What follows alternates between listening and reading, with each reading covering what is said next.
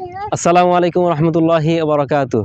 সম্মানিত দর্শকবৃন্দ, আমি এখন আছি পদ্মা নদীর সামনে। এই তো আমার সামনে যেই দেখতে পাচ্ছেন, এটা হচ্ছে পদ্মা নদী, চাঁদপুরের পদ্মা নদী। নদী ভ্রমণ আসলে অত্যন্ত মনোমুগ্ধকর, আমার কাছে খুব ভালো লাগে। শৈশবে আমি এই পদ্মা নদীকে নিয়ে, পদ্মা নদীতে ছোটোবেলায় আসতাম, ঘুরতাম ফিরতাম।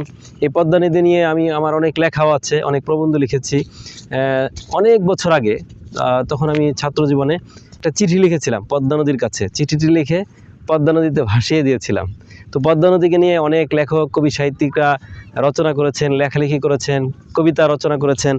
তো পদ্মা নদীর মাঝি নামক একটা বইও আছে, মানিক বন্দ্যোপাধ্যায়, সেই বইটি পড়েছে, অনেক মজা লেগেছে। তো আজকে ঘুরতে ঘুরতে সেই পদ্মা নদীর সম্মুখে চলে এলাম। আমার কাছে খুবই ভালো লাগছে, পানিটা একটু স্পর্শ করি। এই তো খুবই সুন্দর, ভালো লাগছে।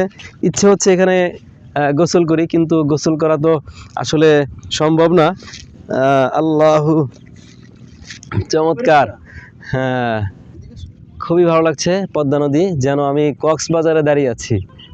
কক্সবাজার আমরা অনেকে গিয়েছি, অনেক শান্তি লাগে, বারবার যেতে মনে চায়।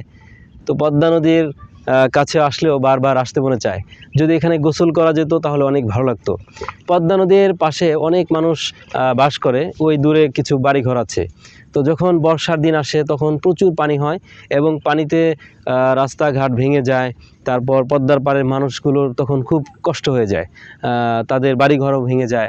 এই পদ্মা নদীতে কত মানুষের জীবনের স্বপ্নগুলো কেড়ে নিয়েছে। এই পদ্মা নদীর মাঝে ভেসে গেছে মানুষের স্বপ্নগুলো, মানুষের জীবন দুর্বিষহ হয়ে পড়েছে এই পদ্মা নদীতে।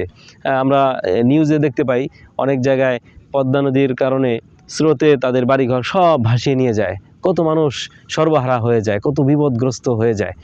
তো আবার এই পদ্মা নদী আল্লাহ তাআলারই রহমত। প্রত্যেকটা নদী, প্রত্যেকটা পানি আল্লাহ তাআলার রহমত। সাথে এসেছে আমার ভাতিজা। ভাতিজা, তোমার ভয় লাগে না? হ্যাঁ, আমার সাথে ভাতিজা এসেছে, ভাইয়া আসছে, আরও আমার ভাগিনা আসছে, আরও অনেকে আছে এখানে।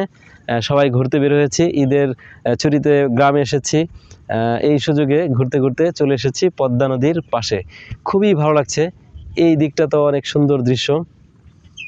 আসলে প্রত্যেকটা সৃষ্টি, আল্লাহর সৃষ্টি কত সুন্দর, কত মনোমুগ্ধকর, কি চমৎকার হৃদয় কারা দৃশ্য।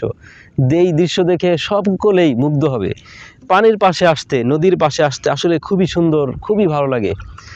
কারো যদি মন খারাপ থাকে আপনাদের, তাহলে পদ্মা নদীর পাশে বা যে কোনো নদীর পাশে এসে দাঁড়াবেন সকালে বা সন্ধ্যায়, দেখবেন খুব ভালো লাগবে। তো প্রিয় দর্শক, যারা দেখছেন, আপনাদের পদ্মা নদীর কখনো ভ্রমণ করেছেন কিনা, তার সেই অভিজ্ঞতা থাকলে আপনারা কমেন্টে জানাবেন। তো ভালো থাকবেন, সুস্থ থাকবেন।